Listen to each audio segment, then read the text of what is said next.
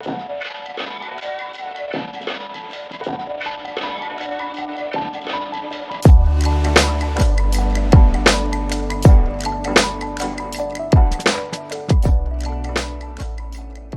first one is called Lemon Bee Brush. Bee brush is another name for verbena. And so this has over 20 botanicals that we're growing here. Chamomile and lemon balm and echinacea. Each round it tastes different because the herbs and the botanicals that we're growing are different. So these are all 18.5% alcohol. Mostly because as a winery, that's the highest level of alcohol we make. So yeah, we'll give you guys a taste of this.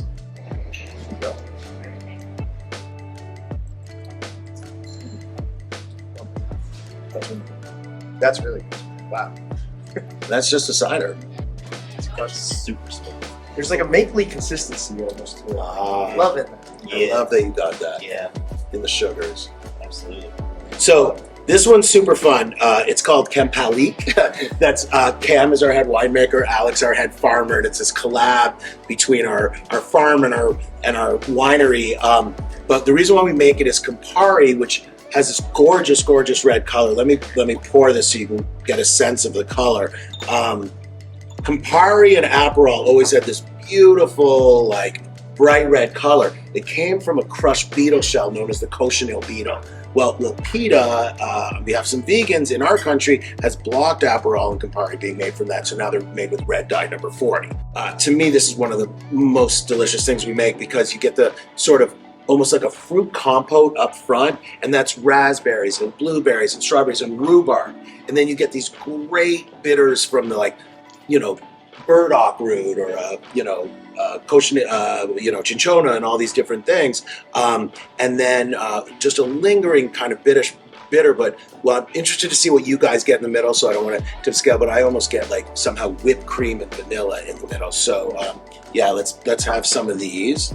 What do you think about that nose? Let me ask you. What do you think about the nose? It smells sweet, Yeah. but I'm tasting like coffee. I was gonna say Good boy! like coffee bean. Excellent! Good Yeah. boy, you got coffee. Yes. Like I feel like I'm biting. Yeah, I get that. It's not immediate. It's like after a couple seconds on the tongue. It's Right. that. Yeah. For me, this leads into you got your little bit of the coin sweetness, and then it's like a dry red, and then you get your coffee. Notes. Right. Yeah.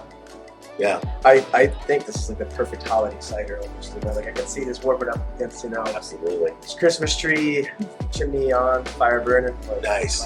So I'm interested now to see what you think. Like, I love that we're taking ciders and creating a complexity that creates a whole flavor and stuff. But our cider cocktail program here, I'm gonna have you try a few of them. But I'm just so excited that we can do this 100% in ciders and the fruits and botanicals that we're growing as a regenerative farm.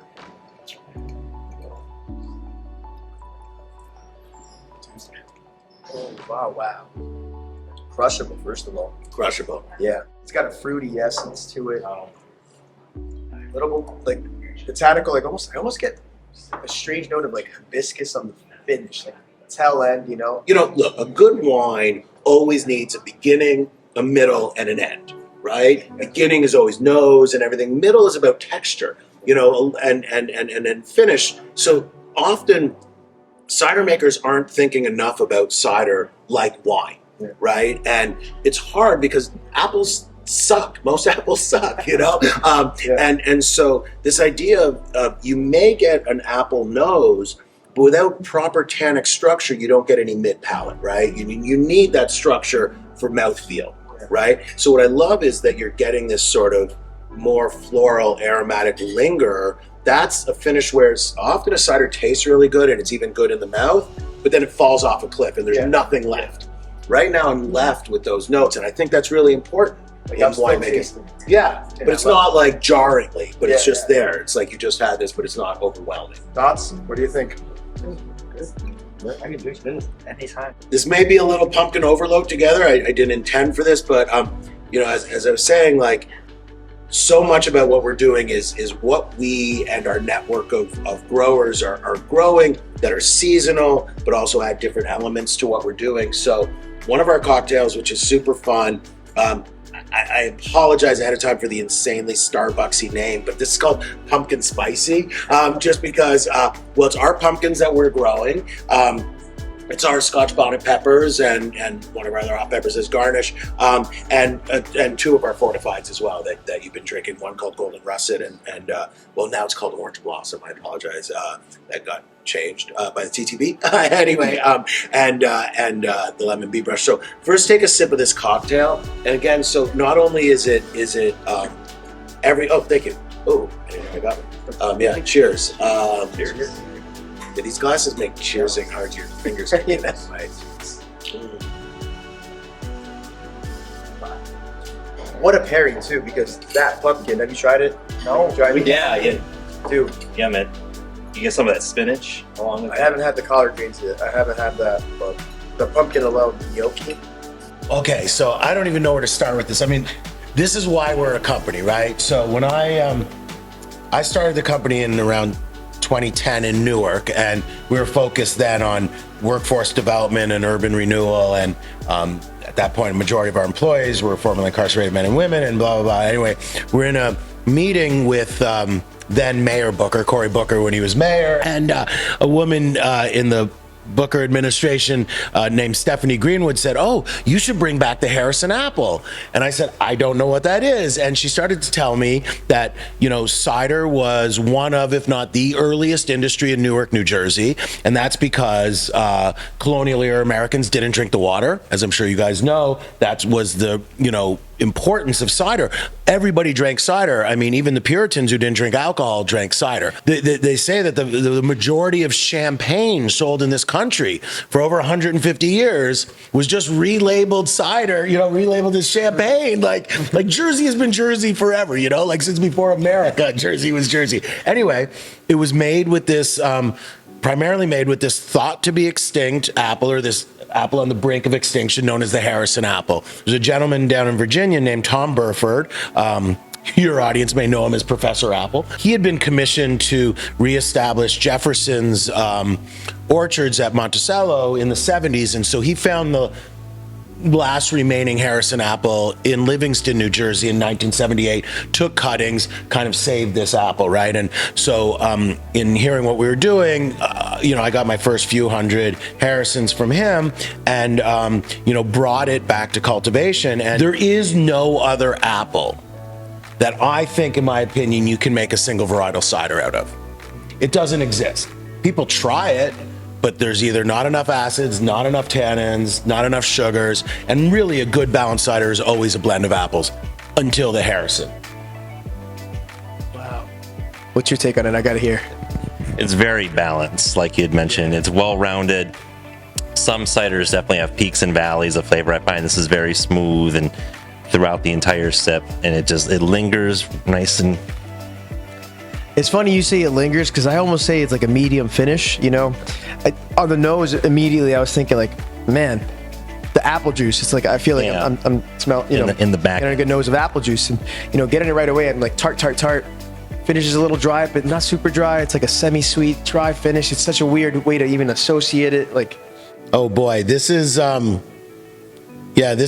think this is the thing that made me feel okay that I gave up my life and all of my money to have a farm and make cider. I think it's in this. So so this is just the Harrison apple, but it's I don't know if you guys are familiar with a fermentation known as pet nat. So a natural wine fermentation is about bottle fermentation, right? So it's a continuation, a second fermentation in bottle, right? And this is actually the oldest way that sparkling wines were made. This is well predates champagne or anything else. So this is really sort of what you guys tasted in the Newark cider, I think is like maybe in its rawest form, but I feel like the continued fermentation in bottle has added a level of balance and complexity that just has really blown me away. There's a little bit of cloudiness to this because of the in-bottle fermentation, but this is just the yeast and you know, the Harrison apple, and I am really excited to share this with you. cheers. Oh my God, that's freaking beautiful. Oh my God. That's beautiful, right? Yeah. I think it's the best cider I've ever tasted. Wow. Dude, Wow. Sparkling hard cider is such a good like name for it because it definitely pops in the back of your like that mouthfeel is just, you know what I mean?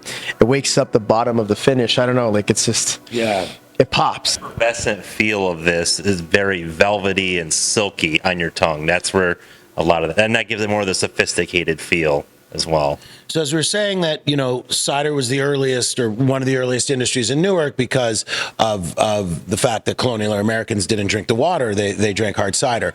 In the 1680s, a Scottish distiller, the last name Laird, came from Scotland to New Jersey, and he was there were no grains here for him to distill. But the cider industry was so massive that he was taking the hard cider and distilling it to make a thing called Applejack, also known as Jersey Lightning. Jersey Lightning was the largest export out of this state for almost 200 years.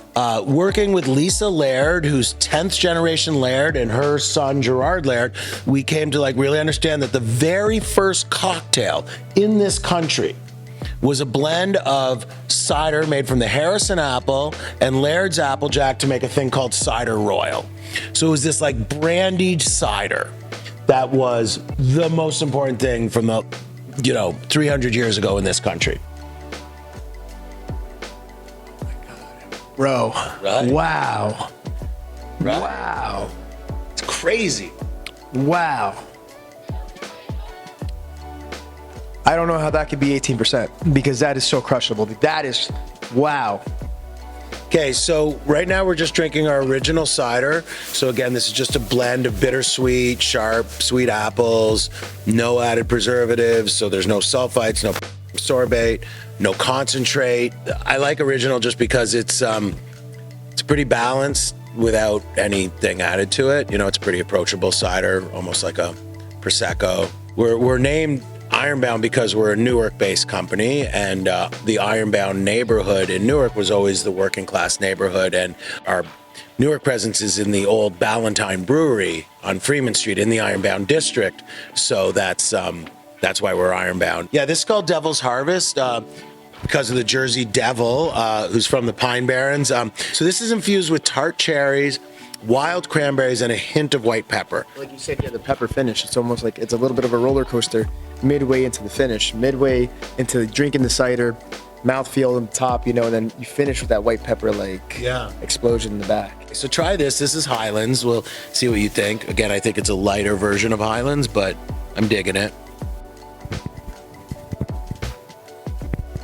The aromatics are so deceiving because, I don't even know how to freaking describe it, man. It's beautiful.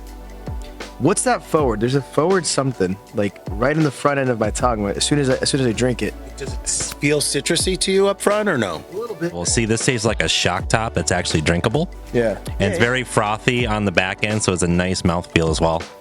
So this is juniper cider, and our goal with this was to create something that's really, really dry, but still has complexity to it. Give this a try.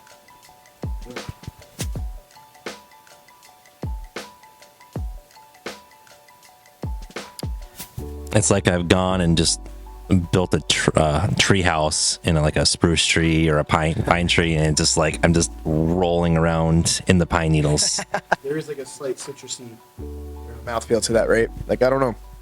I want to say grapefruit, but maybe I don't think you're wrong there. And that's the fun part, is it's all about your perspective. your palate, right? I get Mandarin.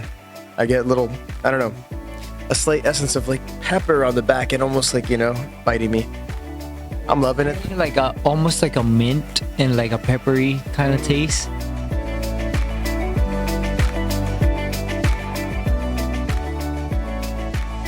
Thank you so much for having us, Charles. Make sure to like, comment, and subscribe, and check them out. The link's below. Yeah, and thank you guys for coming. We talked a lot about building community today, and I just love so much what you guys are doing to help build that community, tell all these cider makers stories, amplifying our efforts or amplifying our efforts. And so thank you, and you're welcome back all the time. Cheers. Thank you, Zed. Okay. Thank you so much. Bye.